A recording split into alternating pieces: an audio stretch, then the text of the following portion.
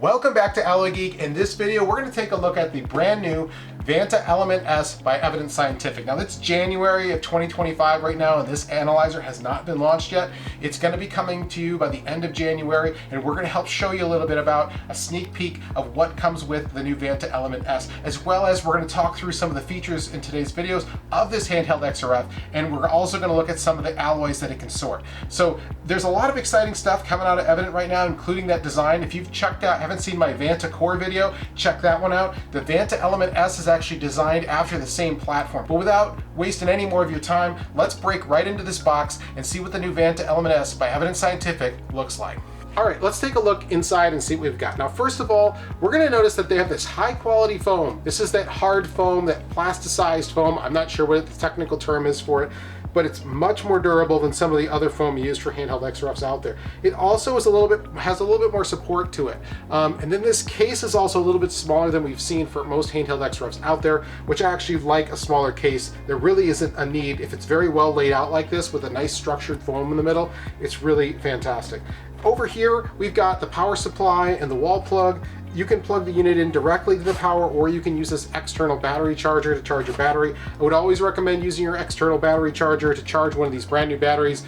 If you have a battery in the battery charger, you're basically going to have infinite power. So always make sure you have two batteries. The next thing, we've got a USB storage device that goes in the top of the instrument, very similar to the previous model of Vanta, same hatch on the top. We'll see that shortly. And then another new change here is the windows. The actual geometry of the XRF window for these Vanta Element-S version 2 is slightly different than the version 1. In another video, we're going to do a window change video just to make sure if you need to train somebody quick on how to do this stuff, you're able to do that really easily. But let's take a look at the main feature here, the Vanta Element-S version 2. It comes right out of the case, very easy, fits real well in the hand, but let's take a closer look. Okay, so here's the Vanta Element-S. You can see it's a very sleek looking analyzer. I'm going to show you the top features here. So very sleek, very narrow to get into very hard to reach places. The top hatch here used to have a metal thumb screw on it, like a finger screw, and that's been removed and replaced with this plastic clip design. Now, normally I'm not a big fan of like when people replace metal stuff with plastic stuff, but in this case it makes a lot of sense. There's a finger latch here now where you just push it shut. There's no more screw there, and everything feels made out of that same robust polymer that they make the housing of this analyzer out of. So I'm actually a big fan. I think it looks and works great. Under here is your stand. This is where all your ports are. This is actually a Wi-Fi port that we have in the instrument right now. You can see the power port, the USB, the micro SD card, and then down here we've got an extra port. This could be either for a USB drive like the one we saw in the case itself earlier, or you could put a Wi-Fi, or not Wi-Fi, a Bluetooth module that can actually sync with your Garmin or other GPS device. So if you're using this in the field, for a mining application, you could get real-time GPS data right into your results. So that's fantastic. Now let's change the battery on this thing. I'm going to use two fingers and pull this out of here, and I'm going to take a battery from the case. Now check out this battery, a little bit different of a form factor, but notice these two grooves on the top. They slide into these two grooves here. You can kind of see that in the light. So if I slide that in, and I did it exactly backwards, it's kind of funny, but it slides in just like that. So with the electrodes facing up and into the instrument, and then this just slides right in and latches. Now, the one thing about this new design, you want to make sure both sides latch. That's something I've noticed, but overall, it doesn't happen very often. You just want to make sure everything gets pushed in there really nice. That new battery latch is very, very good, and with the battery in, this thing is balanced right around the handle just like so. So I really like that. I think that's great. Now that we've got power in the instrument, let's turn it on. You just hold the power button on for a second, and the instrument's just going to turn on. It's going to take a little bit of time to turn on, not long, like a minute or so. So in the meantime, let's talk about what we're going to do next. Now, with an instrument like this, we want to make sure we can sort all the alloys in the industry, and we can do it very quickly. So I've got a piece of 6061 aluminum here, and a piece of, this is actually a 6063 melt button. And then I also have a piece of 7075. So, all right, so to log into the instrument, the standard password is 0000, and you can see really quickly, it just logs in. I like that. I'm a big fan of this interface, by the way. So the blue and the white and this interface, the interface talks to you. Down here, it's saying that not ready, detector not ready. So it's still warming up a little bit. if you give it just a second, it'll eventually say ready down in the bottom left-hand corner. And that actually is very helpful because that, see it just took a couple of seconds, but now it says ready. So it's kind of giving you that direct feedback at all times. Okay, so now let's take a look at the 6061 aluminum. Now I'm gonna just push the trigger one time. I don't even have to hold the trigger because we're using Smart Sort here. And you'll notice that our results got an exact match to 6061 with no light element beam and very quickly. Now, 1100 plus or some other alloys could also be a slight match, but the analyzer knows what alloy we're running with. Now we're going to try the 6063 aluminum. These are the two most common light element alloys that we see sorted in industry, 6061 and 6063 aluminum. And what we see here is that very quickly we're able to get that identification for 6063, but you'll notice the lights are flashing a little longer. The Smart Sort wants to run the light element grade match beam to get this 6063 grade match. And by doing so, we're able to measure the magnesium and the silicon and the other elements. You'll notice that we got a low reading on the magnesium, but if you look up at the top here, it does say a 15+ second test is required to detect low levels of magnesium between 0.4 and 0.9%. Not a big deal, but it's good to know that as the operator, but we still were able to get that grade match with no problem. Now, how about this 7075 aluminum? One press of the trigger, you'll notice that real quickly, the beam turns off, so that means we're not going into the light element beam, excuse me, and this 7075 is easy to identify with an exact match within a couple of seconds. That's fantastic. Now, if you get into the middle area, you end up with alloys like this. This is titanium 6-4.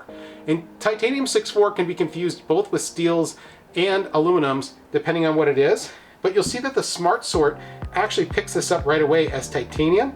And then it says, oh, there's vanadium, but we didn't measure the aluminum. It says nom, which means nominal over here. And it doesn't need to run that to actually test it. I could force two beams to measure the aluminum with the light element beam and add another 8 seconds of analysis time, but I don't need to do that because the Smart Sort has already done that for me. So how about your standard stainless steels? We've got a 304 here. Let's test that. Now, the 304 stainless steel and the 3016 stainless steel sort is an infamous sort because most metal recycling facilities want to sort these two grades to get and upgrade the stainless steels that they sell based on the nickel, chrome, and moly content of those alloys. So this is 304 stainless steel. We got an exact match with the first beam, no problems. How about 316 stainless steel? Let's give that a try. So 316 stainless steel, you can see that we do a very similar thing. Just in the first couple seconds of running the instrument, we're able to do a grade identification to 316 stainless steel with an exact match and measure all the elements because the Smart Sort knows what alloy this is and says, I don't need to run any other beams. Now, I'm gonna run an alloy here called 2 1/4 chrome 1 moly. You'll notice some corrosion on the surface of this. When you have lower amounts of chrome and nickel and steels, you end up outside of the stainless steel range, okay? And you're able to see in just a second, we're able to pick this up as well with that low chrome content. That 2 1/4 chrome is its common name. It also has 1 moly in it sometimes. This does have 1 moly in it, but the point is that this is a shorthand version of this grade, P22 or F22. How about nickel alloys? This is my favorite nickel alloy, Inconel 718. I have some experience actually producing or manufacturing this alloy, and I just really like it. I don't know why, it's the nerd in me or something like that.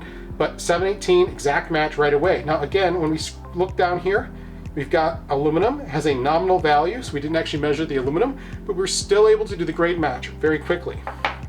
That's important. How about some, let's say some coppers or brasses. So here's a brass sample, and I want to be able to grade this brass, because maybe I want to use brass that's lead-free, or I want to specifically use brass that's free machining for a specific application.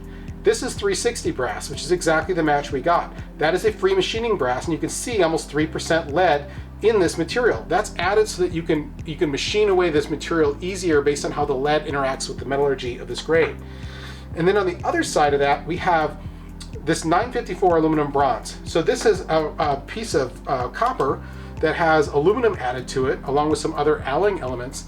And that's going to make this alloy a lot harder than you think. It actually heat treats a lot like steels, and it can be just a very hard, nice, useful alloy. We see 954 aluminum bronze used in high pressure bearing applications a lot. So 954 aluminum bronze, but we got C623.